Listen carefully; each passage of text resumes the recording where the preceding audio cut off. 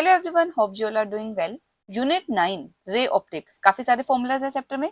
तो आज के वीडियो में हम सभी फॉर्मूलाज को समराइज करेंगे, आपके कंसेप्ट्स भी रिवाइज हो जाएंगे और फॉर्मूलाज भी रिकैप्चुलेट हो जाएंगे। आज के वीडियो में हम इंस्ट्रूमेंट्स को कवर नहीं करेंगे। ऑप्टिकल इंस्ट्रूमेंट की एक अलग से वीडियो बनाऊंगी जिसमें हम ऑप्टिकल इंस्ट्रूमेंट्स के फॉर्मूला रिवाइज करेंगे। सो स्टार्ट करते हैं। रिफ्लेक्शन मतलब bouncing back of light. Reflection में एक तो फॉर्मूला था, angle of incidence is equal to angle of reflection. Law of reflection के according angle I is equal to angle R. हमारे पास दो स्फेरिकल मिरर है, कन्वेक्स मिरर, कनकेव मिरर। ये याद रखना, जहां पर भी कन्वेक्स वर्ड आ गया ना, चाहे मिरर है चाहे लेंस है, जो फोकल लेंथ है हमेशा पॉजिटिव। कनकेव के केस में चाहे मिरर है चाहे लेंस है, फोकल लेंथ हमेशा नेगेटिव। ये गलती नहीं करनी, सबसे पहले फोकल लेंथ कन्वेक्स की पॉजिटिव, कनकेव की नेगेटिव। एफ लिख लेते हैं पहले। F is negative for concave mirror and F is positive for convex mirror. अब हमें पता है यू जो ऑब्जेक्ट है वो हमेशा पोल के लेफ्ट साइड पर होगा, तो you is always negative. You लिखते ही आपका हाथ चलना चाहिए नेगेटिव साइन के ऊपर। You is always always negative. एक और बात ध्यान रखनी है, रियल इमेज हमेशा इन्वर्टेड होती है और वर्चुअल इमेज हमेशा इरेक्ट होती है। ये कॉम्बिनेशन कभी चेंज नहीं होने वाला। अगर रियल इमेज है तो इन्वर्टेड होगी, वर्चुअल इमेज है तो इरेक्ट होगी। अब आपने अगर रे डायग्राम बनाए हुए हैं, कनकेव में 6 केसेस बनते हैं और कन्वेक्स में ओनली 2 केस बनते हैं। तो जो कन्वेक्स मिरर है उसमें सिर्फ जो इमेज होती है ना, हर केस में वर्चुअल एंड इरेक्ट होती है। वर्चुअल इरेक्ट इमेज बनती है और हमेशा राइट साइड पर बनती है। तो जो v की वैल्यू है हमेशा पॉजिटिव। कनकेव के केस में v can be positive as well as negative, depending on the case. कौन से केस का डायग्राम बना रहे हो, v की वैल्यू पॉजिटिव होती है कुछ केसेस में, कुछ केसेस में नेगेटिव। अब हाइट ऑफ ऑब्जेक्ट, जो हाइट ऑफ ऑब्जेक्ट है, ऑब्जेक्ट हमेशा सीधा रखा जाता है, प्रिंसिपल एक्सिस में ऊपर की तरफ ऑब्जेक्ट होता है, positive. H I height of image in case of convex mirror, क्योंकि कन्वेक्स में हमेशा वर्चुअल और इरेक्ट इमेज बननी है। इरेक्ट मतलब सीधी, अगर सीधी इमेज है H I will be positive, अगर उल्टी इमेज है नेगेटिव। और हमें पता है कनकेव में 6 केसेस है, कुछ केसेस में रियल इन्वर्टेड बनती है, कुछ में वर्चुअल इरेक्ट। तो v i can be positive as well as negative, depending on the case. Image कैसी बन रही है, पॉजिटिव एच आई की वैल्यू पॉजिटिव भी हो सकती है, नेगेटिव भी हो सकती है। Now mirror formula. Mirror formula जो भी आप क्वेश्चन कर रहे हो, मिरर फॉर्मूला कैसे अप्लाई करना है। Formula is 1/v plus 1/u is equal to 1/f। ये फॉर्मूला है मिरर फॉर्मूला। अब जो स्फेरिकल मिरर है उसके केस में जो नेक्स्ट फॉर्मूला यूज होता है वो होता है लीनियर मैग्निफिकेशन, m का। Linear magnification in case of mirror, दो फॉर्मूला है, hi/ho which is equal to -v/u। Depending on the question कौन सा फॉर्मूला यूज होना है, क्या वैल्यूज गिवन है, आप इसमें वैल्यू सब्स्टिट्यूट करोगे, मैग्निफिकेशन आ जाएगी। अब अगर मैग्निफिकेशन की वैल्यू है पॉजिटिव, पॉजिटिव मैग्निफिकेशन शो जो इमेज है वो इरेक्ट बन रही है, सीधी बन रही है। और अगर मैग्निफिकेशन की वैल्यू आ रही है negative, negative show inverted image है, उल्टी इमेज बन रही है। मैग्निफिकेशन के साइन से आप पता कर सकते हो इरेक्ट और इन्वर्टेड इमेज में से कौन सा केस है। और मैग्निफिकेशन की वैल्यू, साइन भूल जाओ। अगर मैग्निफिकेशन की वैल्यू इक्वल टू 1 आ रही है, विदाउट साइन की बात कर रही हूँ, 1 के इक्वल आ रही है, सेम साइज। मैग्निफिकेशन की वैल्यू ग्रेटर देन 1 है, साइन नहीं देखना, सिर्फ वैल्यू देखनी है। ग्रेटर देन 1 है, एनलार्ज्ड, बड़ी इमेज बनेगी। मैग्निफिकेशन की वैल्यू लेस देन 1 आ रही है, जैसे 0.9, 0.8, 0.5, उस केस में स्मॉल इमेज बनेगी। ठीक है, तो आप मैग्निफिकेशन से भी काफी सारी कैरेक्टरिस्टिक्स बता सकते हो। Now next topic, refraction. Refraction होता क्या है, बेंडिंग ऑफ लाइट। रिफ्रैक्शन के लिए रिफ्रैक्टिव इंडेक्स के फॉर्मूला करते हैं सबसे पहले। फर्स्ट फॉर्मूला स्नेल्स लॉ से मिलता है, mu is equal to sine of angle of incidence upon sine of angle of refraction. Mu is equal to sine i by sine r. Mu से भी लिख लेते हैं या एन से भी लिख लेते हैं, आपकी चॉइस है, जिससे मर्जी रिप्रेजेंट करो। ये तो हो गया फर्स्ट फॉर्मूला जो स्नेल्स लॉ से पता चलता है। सेकेंड फॉर्मूला म्यू का, अगर मेरे पास एब्सोल्यूट रिफ्रैक्टिव इंडेक्स है, absolute refractive index mu is equal to C bye we, जहां पर सी क्या है, speed of light in vacuum, और v क्या है, speed of light in that medium, जिस मीडियम की बात हो रही है। जो c की वैल्यू है वो फिक्स होती है 3 × 10⁸ मीटर पर सेकेंड। ये सी की वैल्यू है जो कि फिक्स है 3 इंटू 10⁸ मीटर पर सेकेंड। और जो म्यू है उसकी कोई यूनिट्स नहीं होती, क्योंकि न्यूमिनेटर में भी स्पीड, डिनोमिनेटर में भी स्पीड, स्पीड की यूनिट मीटर पर सेकेंड, अपॉन में भी मीटर पर सेकेंड कैंसिल हो जाते हैं, म्यू की कोई यूनिट नहीं होती। तो ये था एब्सोल्यूट रिफ्रैक्टिव इंडेक्स। अब देख लेते हैं relative refractive index. Relative refractive index हमने कब यूज करना है? जब जो लाइट है वो मीडियम 1 टू मीडियम 2 ट्रेवल कर रही है। सपोज ऊपर है मीडियम 1, नीचे है मीडियम 2, तब refractive index mu of medium 2 with respect to 1, इसे कैसे पढ़ेंगे? Refractive index of medium 2 with respect to medium 1 which is equal to speed of light in medium 1, जिसे v1 बोल रहे हैं, upon speed of light in medium 2। ऊपर आएगी medium 1 में जो लाइट की स्पीड है और नीचे आएगी मीडियम 2 में जो लाइट की स्पीड है। अब अगर सपोज हम चेंज कर दें, जो लाइट है अब वो मीडियम 2 से मीडियम 1 में जा रही है, तब फॉर्मूला हो जाएगा म्यू 1 2। तो क्या रिलेशन है म्यू 1 2 और म्यू 2 1 में? Mu 1 2 into mu 2 1 is always equal to 1। ऐसे अगर मेरे पास 3 मीडियम है, सपोज लाइट जा रही है पहले मीडियम 1 टू मीडियम 2, तो मैं लिखूंगी म्यू ऑफ 2 1 इंटू, फिर लाइट जा रही है मीडियम 2 से 3 में तो 3 2 इंटू, फिर लाइट जा रही है मीडियम 3 से 1 में तो मैं लिखूंगी मीडियम 1 विद रिस्पेक्ट टू 3। जहां पहुंच रही है ना लाइट वो पहले लिखना है।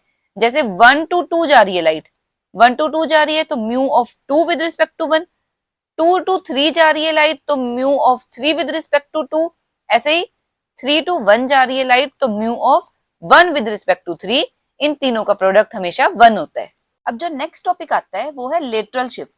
क्या होता है लेटरल शिफ्ट? अगर हमारे पास एक ग्लास स्लैब है, इंसिडेंट लाइट आई, एयर में प्रेजेंट थी, इंसिडेंट लाइट एयर से ग्लास में जा रही है, रेयरर टू डेंसर जा रही है। जब रेयरर टू डेंसर जाती है, बेंड्स टुवर्ड द नॉर्मल, वो एक बार बेंड हुई, फिर उसके बाद ग्लास से एयर में जा रही है, बेंड्स अवे फ्रॉम नॉर्मल। अगर हम इंसिडेंट लाइट को बैक प्रोड्यूस करें, ये जो लाइन आपको डॉटेड वाली लाइन दिख रही है ये इंसिडेंट लाइट है, अगर मैं उसको आगे प्रोड्यूस करती हूँ और इमर्जेंट रे और डायरेक्शन ऑफ इंसिडेंट रे को ऑब्जर्व करें, हम ये ऑब्जर्व करेंगे कि ये दोनों रेज एक दूसरे के पैरेलल रहती है। पैरेलल रहने के साथ साथ एक शिफ्ट आ जाता है पाथ में, इस शिफ्ट को हम लेटरल शिफ्ट बोलते हैं। अब ये लेटरल शिफ्ट का फॉर्मूला क्या है? इसके लिए हमें क्या क्या पता होना चाहिए? एक तो थिकनेस, जो थिकनेस है ग्लास स्लैब की थिकनेस पता होनी चाहिए, angle of incidence I, angle of refraction जो फर्स्ट सरफेस पर रिफ्रैक्शन हो रही है आर। ये दो एंगल्स अगर हमें पता होंगे हम कैलकुलेट कर सकते हैं शिफ्ट को लिख रहे हैं एक्स से, फॉर्मूला बनेगा x is equal to t upon cos r sine i minus r, जहां पर t थिकनेस है, r एंगल ऑफ रिफ्रैक्शन है, i एंगल ऑफ इंसिडेंस है। एक फॉर्मूला और है लिटरल शिफ्ट के लिए, अगर हमें r ना पता हो, एंगल ऑफ रिफ्रैक्शन नहीं पता, तो कैसे निकालेंगे? x is equal to T sine I. उस केस में हमें रिफ्रैक्टिव इंडेक्स की जरूरत पड़ेगी 1 minus cos i upon mu square minus sine square i under the root, मतलब पावर 1/2। तो ये दूसरा फॉर्मूला हो गया लेटरल शिफ्ट के लिए। नेक्स्ट टॉपिक है नॉर्मल शिफ्ट।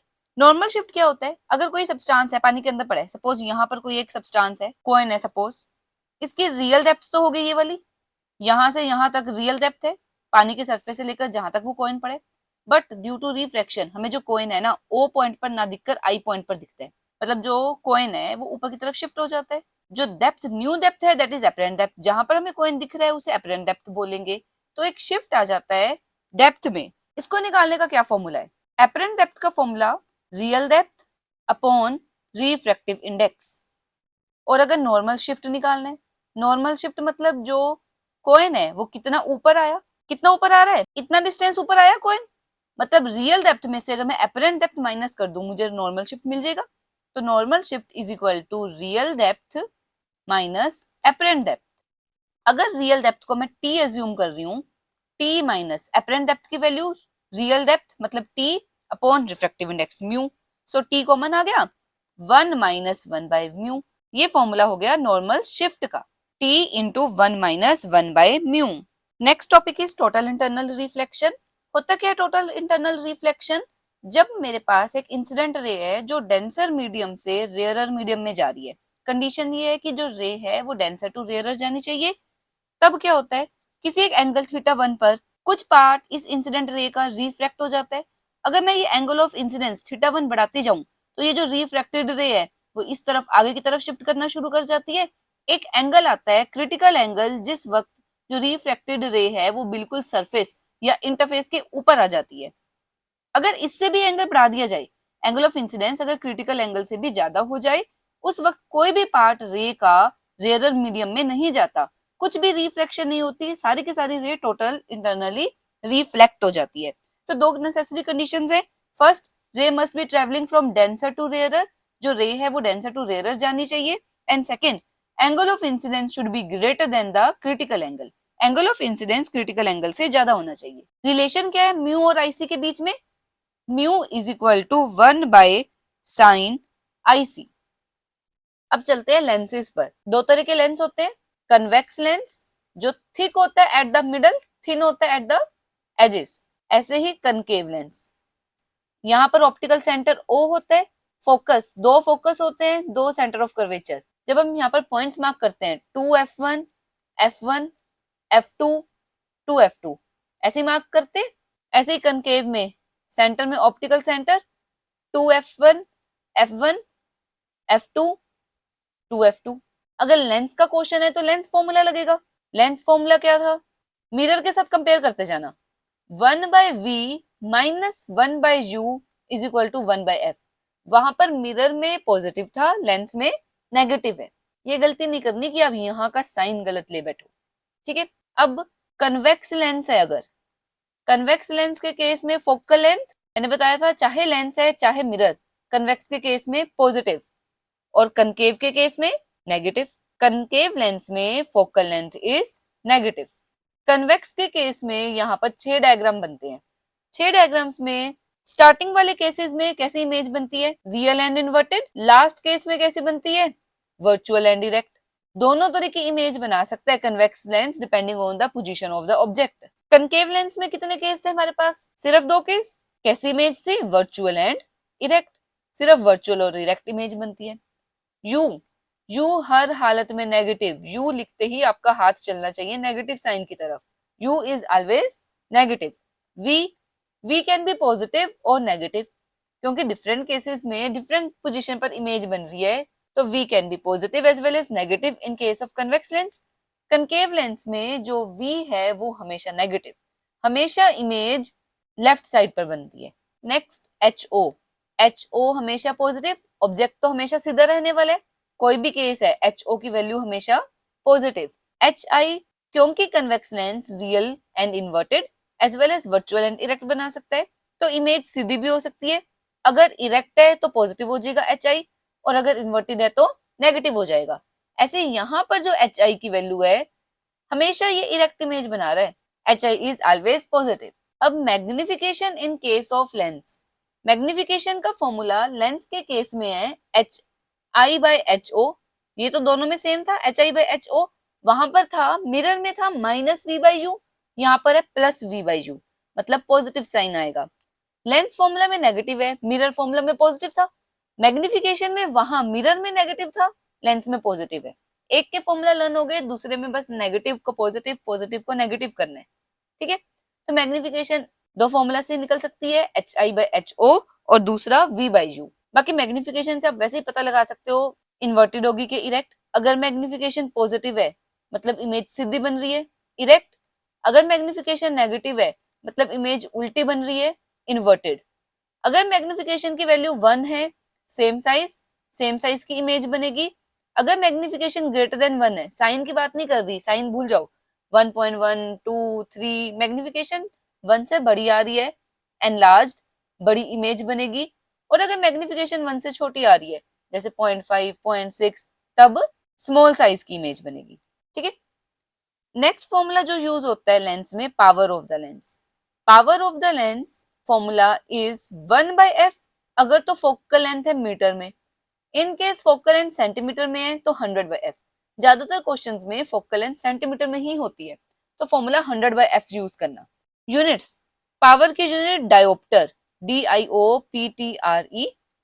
अगर शॉर्ट फॉर्म में लिखते हैं तो कैपिटल D, पूरा नेम लिखना है डायोप्टर तो जो D है वो स्मॉल लिखना है। Now next lens maker formula.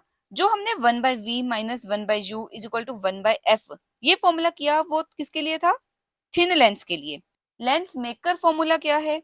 अगर मेरे पास जो लेंस है, लेंस के मटेरियल का रिफ्रैक्टिव इंडेक्स है μ2 और जो बाहर मीडियम है उसका रिफ्रैक्टिव इंडेक्स है μ1। सपोज जो ये फर्स्ट सरफेस है, फर्स्ट सरफेस का जो रेडियस ऑफ कर्वेचर है, ये स्फेयर का पार्ट है, इसका कुछ ना कुछ रेडियस ऑफ कर्वेचर होगा। इसका रेडियस ऑफ कर्वेचर है सपोज r1 और ये जो सेकंड सरफेस है इसका रेडियस ऑफ कर्वेचर है r2। मेरे पास दो रेडियस हैं r1 and r2। Then 1/f is equal to μ2 minus μ1 by μ1 into 1 by r1 minus 1 by r2। This is the lens maker formula। Formula बिल्कुल सेम रहेगा, चाहे convex lens है चाहे concave lens है, वही लेना है। ग्लास का रिफ्रैक्टिव इंडेक्स μ2, जो बाहर मीडियम है उसका refractive index μ1, then 1/f where f is focal length is given by formula μ2 minus μ1 by μ1 into 1 by r1 minus 1 by r2। अब देख लेते हैं रिफ्रैक्शन एट स्फेरिकल सरफेस। अगर स्फेरिकल सरफेस पर हमें रिफ्रैक्शन स्टडी करनी है, फॉर्मूला सेम रहेंगे, चाहे कन्वेक्स स्फेरिकल सरफेस हो चाहे कनकेव स्फेरिकल सरफेस हो। रिफ्रैक्शन स्टडी करनी है, सपोज बाहर है एक रेयर मीडियम, रेयर मीडियम का रिफ्रैक्टिव इंडेक्स n1 या μ1 गिवन है, डेंसर मीडियम का रिफ्रैक्टिव इंडेक्स μ2।